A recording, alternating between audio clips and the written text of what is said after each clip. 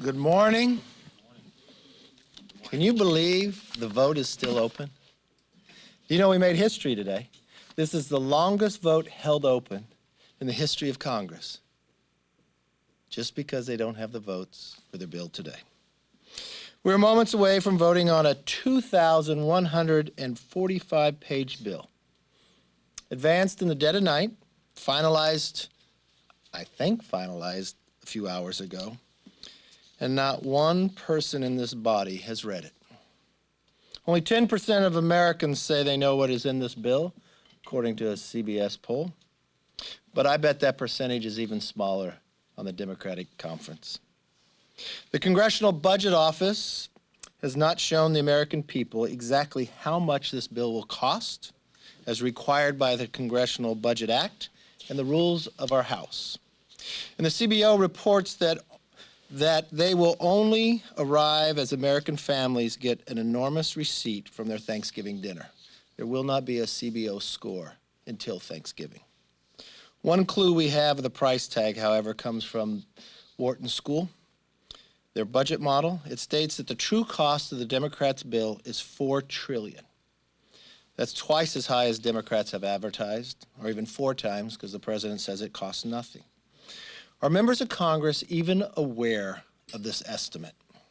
While Democrats' reconciliation plan has no transparency, Tuesday's results show an important truth. Voters from Virginia to Texas to Seattle to Minneapolis to New Jersey sent a mandate to their elected officials. Stop catering to the progressive left and work on solutions that will improve the lives of your constituents. Even the New York Times editorial board agrees. Elements of the reconciliation plan are part of a sharp leftward push in the party. The New York Times agrees. You got thousands to millions of voters who just gave you a very clear message.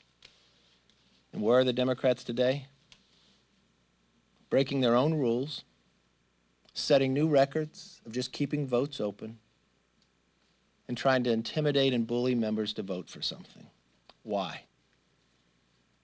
So Speaker Pelosi can get on her jet and go to Europe for the 3rd time in 3 months?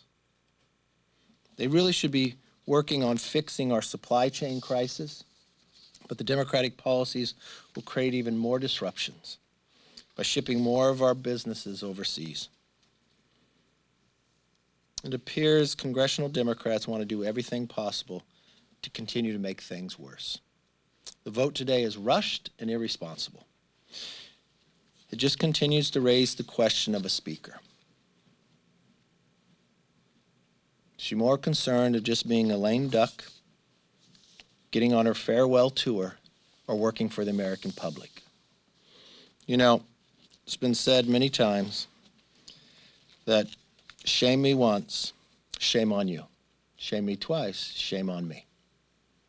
In 2009, the Democrats got this exact same message from Virginia and New Jersey voters. And 4 days later, Nancy Pelosi did the exact same thing. Rushed to vote on Obamacare, and 63 Democrats lost their seat just a year from then. I would think people would learn from that. You have rules of the House that you have to know what a bill will do and what it will cost. You have members on the Democratic side who said they would never vote for it unless they were able to read it. You have a leadership that's pushing and trying to intimidate. You have an American public that is pushing back, saying focus on the challenges. The rising cost, the inflation, was created mainly by Democrats' push earlier this year on their trillions of dollars of spending when we warned them not to. A border that is open, rising gasoline prices and looking to OPEC to solve the problem instead of allowing American jobs and American workers to solve it. And all today, they want to rush through a bill that will cost $4 trillion and bring more harm and damage to the problems they've already created. With that, let's open it up for questions. Yes, ma'am. 2 quick questions. The first, kind of short term, this motion to adjourn, will you keep bringing that to the floor? And then long term, if this bill does pass the House, the Senate, And if you do take back control, will you try to repeal any parts of it? Well, we would try to repeal anything that's damaging to the American public. Anything that would incentivize American manufacturing go to another country. Anything that would harm the workers of America, that would make them lose their job. Anything that would harm the supply chain, that would allow China to become stronger and America to become weaker. There's so many problems within this bill. I do not believe, even if it passed the House today, that it could pass the Senate. So we'll have to wait and see. Yes. For Catholics and other believers out there, the Hyde Amendment still does not remain in the bill. Your reaction to that? You know, for 50 years, Republicans and Democrats agreed that was the law of the land.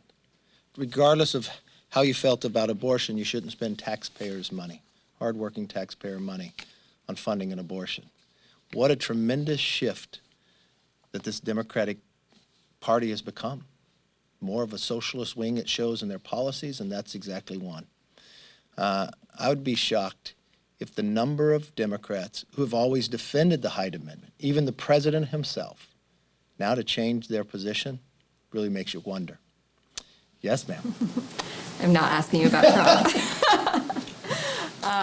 But will it be difficult for Republicans to campaign next year and for messaging against free preschool, child care assistance, elder care? Is it going to be more difficult for Republicans after this bill passes? Well, I never imagined anything's free. It has to be paid for. And what's interesting to me in the Democrats' plan for child care, they're saying the child care worker has to have a college degree. They're going to create, just like they did in the supply chain problem, you're going to have fewer child care opportunities out there. It was interesting when they asked Congressman Cartwright about this yesterday on television. He said, "Oh, I didn't read that part of the bill." It goes to the fundamental question here. Why would they push something through without even having a score on their own rules? I don't think it'll be hard for Republicans to campaign against this bill at all. The damage that is done, we warned them earlier when they took the majority not to take the path they were doing, and lo and behold, what's happened a year later. We have inflation like we haven't seen in years. We have a border that is no longer secure, where people on the terrorist watch list are being caught coming across this border. We've got prices of gasoline that haven't been this high since the last time Biden was in office. And his only answer is he can't solve it quickly, but he looks to OPEC. He shuts down American pipelines, but allow Putin to have his own pipeline, which now he's playing politics with, and bringing his armies to the border of Ukraine. Would he ever do that if he questioned the strength of America? You have China now questioning, where they're openly talking about in the reports I read yesterday in the paper, of maybe taking an island or two that Taiwan controls. You have America in doubt in this process, all because of the policies of the Democrats taking the majority. You've just had an election this week. It wasn't just about Virginia, New Jersey, Minneapolis, Seattle, Texas, a seat that Biden won by 13 points that's 73% Hispanic and a Republican just carried. It is no doubt Republicans will have no problem campaigning, but they won't be campaigning alone.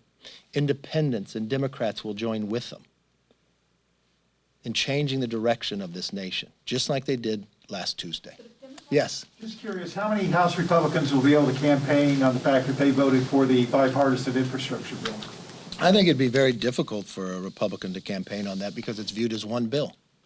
It's what the Democrats are doing. If they bring it up today, they bring it up as one bill. Yes, sir. Thanks, Mr. Leader. You talked about lessons learned from the most recent races. Would you counsel some of your fellow Republicans in tough races to follow the Youngkin model of trying to keep the former president at a distance in maybe swing districts? And would you also counsel the former president that may be a good idea for him to distance in some of those competitive races? I don't see how the president distanced himself. He endorsed Youngkin in the primary. He did a telephone town hall for him to get the vote out, and we found that the vote got out big. You know, Democrat turnout was pretty close to the same. The Republican turnout is what was larger. I give a lot of credit to the campaign Youngkin ran. You know what he ran on? Policies. In the closing days, you know what he talked about? Making the DMV work. He talked about parents having a say in their kids' education. It was a great contrast to what the Democrats are doing. So it was a party more united and adding more people to it. In the last election, Speaker Pelosi bragged that they would win 15 seats. The pollsters said the Democrats would win 15 seats in the House. They got the number right, the party wrong. For the first time since 1994, not one Republican incumbent lost. And we beat the Democrats, and every single Democrat lost to a Republican woman or a Republican minority. We did that with President Trump on the ticket and with the help of President Trump. Just as new governor Glenn Youngkin will fight and help Republicans win the majority, so will President Trump. And I think at the same time, you're going to find the party expand. This is about addition, not subtraction. And what's driving more people to these policies is they're seeing the failed policies of what the Democrats have provided us. Leader McCarthy. Every American is going to find out in a very short time period that their Thanksgiving is going to be the most expensive they've ever witnessed. Every week they find out when they go to the gas station how much more it costs because of these policies. And I think it's going to be an easy campaign for Republicans to bring more people to the party. Mr. Leader. Yes, ma'am. Mr. Leader, thanks. I'm wondering what you make of the idea in the current Democratic draft of a parole system for some undocumented immigrants, where there would not be a path to citizenship, but there could be a 5-year or whatever year parole. Is that a solution you would consider, given obviously there'd be a lot of discussion about the details? Why would you ever do an immigration bill in reconciliation when you know the Senate parliamentarian told you it's not? Because you're trying to buy off votes. I'm one who believes the immigration system in America is broken. So why don't we have an immigration bill based just upon immigration reform? And why wouldn't we first declare? But outside of reconciliation, just as a concept, a status that wouldn't be a path to citizenship. Oh, I've talked about that before. That's if somebody has come here under the age of 18 and has come here illegally, about working towards a path towards legal status, not to citizenship. But you would never do legislation like that inside reconciliation. What's happening is, throughout the night, Speaker Pelosi is trying to buy off 3 or 4 votes. What's it today? What's it the next day? And poor Josh, that guy's been promised so much. I mean, I feel sorry for the guy. I mean, I don't know how many signed on the letter that he would never vote for a reconciliation bill until the BIF was passed. Well, he voted for a reconciliation bill to start. He deemed it, not even to debate it. She won bigger. And then every time she pulls that football out from under him, we're going to vote on it this week. I don't know how many bottles of champagne we have sent him, but I feel bad for that poor guy. But if she can do that time and again with groups of 3 and 4 to promise you something and then you vote for it, but what she's doing to the American public right now is she's trying to pull the wool over your eyes. The rules of the House is the Congressional Budget Office has to tell you how much it costs. This is going to be the largest bill in the history of America, largest tax increase, largest funding. And she wants to ram it through simply because she wants to go to her 3rd trip to Europe in 3 months for her farewell tour. I don't know how many more countries she can hit. And not allow the American public to even know what's in this bill, let alone those who vote for it? Why does she think she can do it? Because she did it the last time they lost the majority. Yes, sir. Mr. Leader, you talked about high inflation, high gas prices, and I did fill my tank up this morning, and gas was a little bit higher, but I wanted to ask you about... A little bit higher than what, last week? Higher than last year. Okay, Yeah. higher than last year. How much did you spend? It was $3.46, I believe. Come to California. You know what you spend out there? You're almost $5 a gallon. My question is, what did you make of this morning's unemployment numbers, the job numbers? More than 500,000 jobs created in the month of October. Is that a good sign for the Biden economy? That's great for America. Well, to the Bidens, I don't know. They've been utilizing their poor job numbers to say why they need Build Back Better. So if this was the case today, why would you need the bill? Yes, ma'am. Paid family leave, I know that's something Ivanka Trump has advocated for, some Republicans have been supportive of. If it does get stripped out of the Build Back Better framework, is that something that Republicans would be willing to negotiate as a standalone? Look, I think the very first thing that has to happen is reconciliation has to fail. What Republicans want to be able to do is make sure people can have daycare and have it in a manner that it works well. You look at the child tax credit, Republicans did put it within their bill. But one thing that the Democrats do fundamentally different, and this is what's harmed a lot, just like when they would take unemployment that Republicans support, but then they would add another $15 an hour beyond what your state did to encourage people to stay home, not go back to work. In their plan, they take away the work requirement. In their plan, they expand it where 90% of all Americans actually can attain it. So you can get a check every single day. And in their latest plan, if I'm correct, they don't require any Social Security number. So what they're doing is American hard-earned working taxpayer money would pay for people who are non-Americans as well. So it'd create many problems and incentivize many problems throughout. And I think it'd be a long way before we negotiate. Yes, sir. Sir, you talked about how what's going on raises questions about Speaker Pelosi.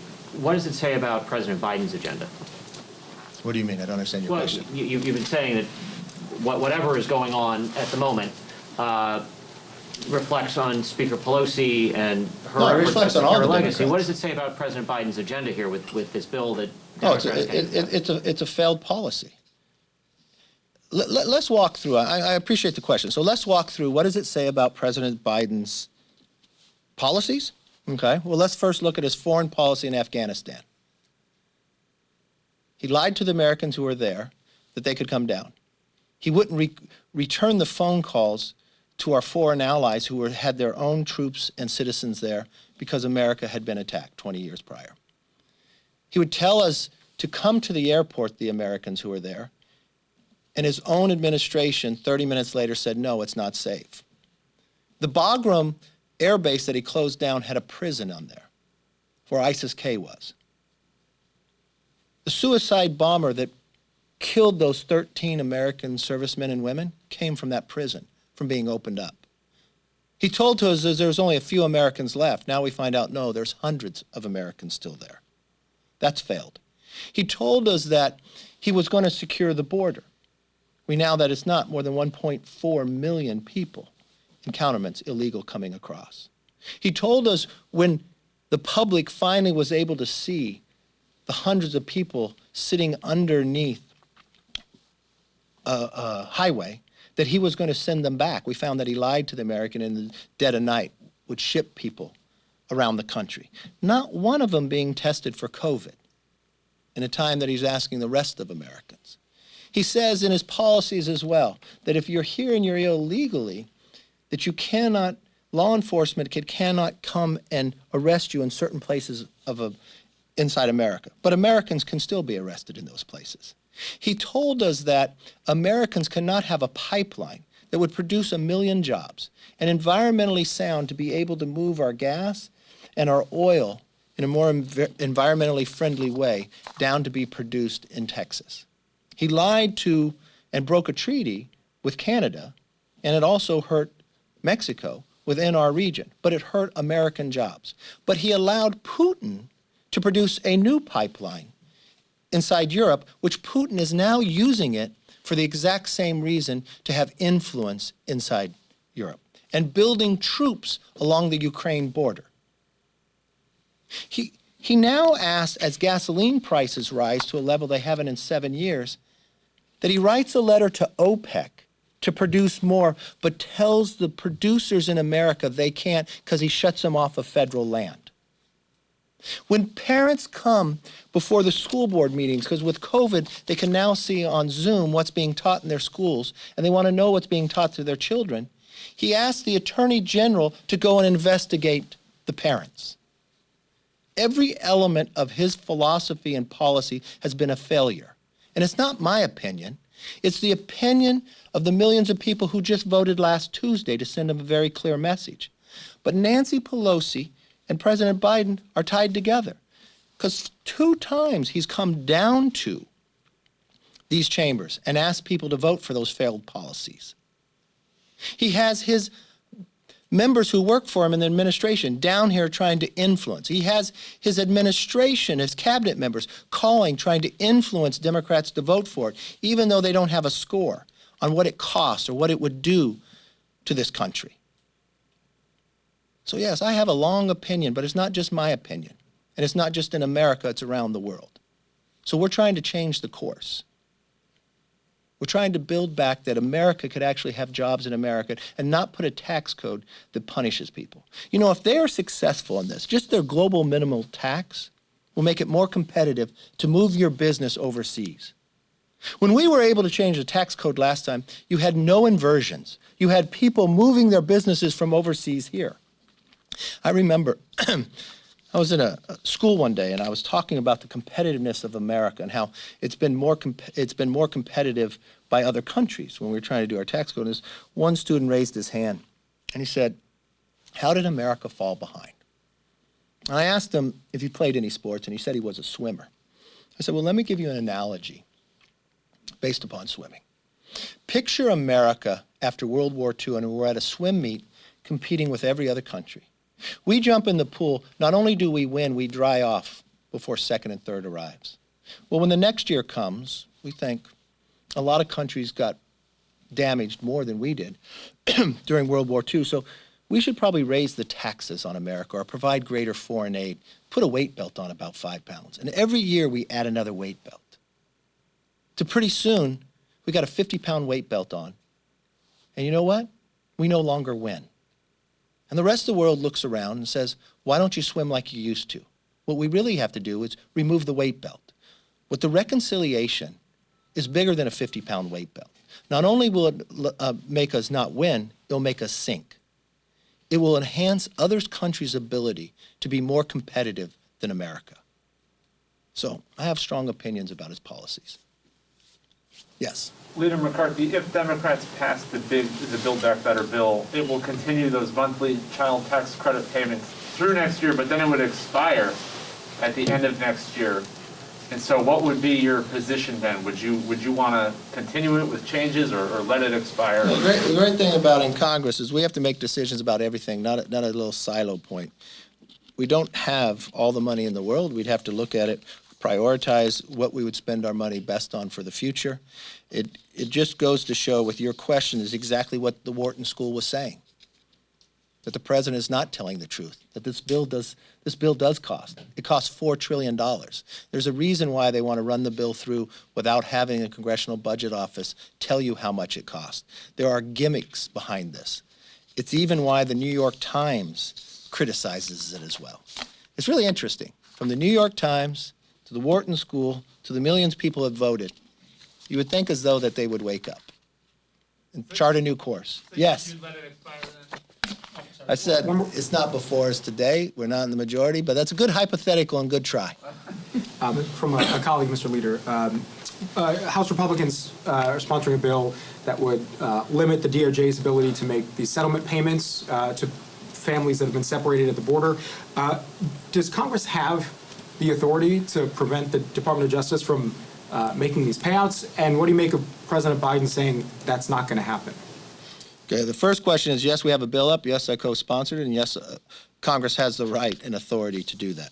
Secondly, what do I think of the president saying that's not going to happen, but then his White House walk it back the very next day and say, yes, he's supportive of it? It just goes to show to the earlier question. Many times President Biden tells us one thing that doesn't seem to be truthful with his own administration taking action for another. The only thing that will happen if that is the case, it'll give greater incentive to more ability of people coming across here illegally. It'll do a greater incentive to Americans to question what is going on into this administration. And one of my biggest fears, and I brought this point to you many times, and I think you should ask this question because they're not providing the information anymore. Why would 2 people on the terrorist watch list from Yemen, and you cover from California, why would they come in illegally from Mexico to California on different days? Who are they talking to? What do they have planned, and why are they here? There are other people that I'm told that have been caught, don't know, but they won't provide us the information on the terrorist watch list. More than 160 countries people come from. You just had the mishap in Afghanistan. We had more than 5,000 prisoners of some of the worst people get out. We've watched what their actions have been just in a few days where they killed 13 American men and women soldiers. My question is, if you keep a border unsecure, you're making America unsecure. Yes, ma'am. Republicans just filed another motion to adjourn just now. Is that going to keep going on? Republicans will use every tool in our toolbox to try to save America, to try to stop the reconciliation bill. So there'll be many things we do. Yes, ma'am. Let me say a quick one. Some of your members and many Democrats are planning to go to Scotland for the climate summit. I'm wondering where you are right now on the idea of the kind of central idea of that summit, which is about keeping temperature increased to 1.5 degrees or less on the planet. Do you think that's the correct goal? And how do you think that can be achieved if so? Well, the one thing I know, I'm not a scientist, but the one thing I know, you're never going to reach there if you don't have China and Russia there as well, and you allow them to continue to produce. So I think hydrocarbons are going to be here for quite some time. You've got to have a bridge across. I think natural gas is very clean. I think what President Biden's doing about raising the price in America, make us pay more but still buy it from somewhere else. I think American has the ability, especially when it comes to natural gas. American natural gas is 42% cleaner than Russian natural gas. But all the actions this president is taking, I don't think helps us environmentally. If you watched in the last decade, we lowered our CO2 emissions. And we did it at the same time becoming energy independent. And what else we did was actually lower the cost in America for our consumers. There's a better way to do it through technology and through science than what they're currently doing. All they're doing is causing pain to Americans and making China stronger and allowing China to pollute. Last question. With regard to the child care in the reconciliation bill, some of the people say that it's an attack on religious liberty because federal funds cannot be used to fund, for a parent to fund their child to go to a religious school. Your reaction on that? That's wrong. It's just like inside the BIF that they won't allow religious entities to utilize the money as well. It just seems like it's an assault on religion time and again, just from removing the Hyde Amendment, something that people have been able to be a part of.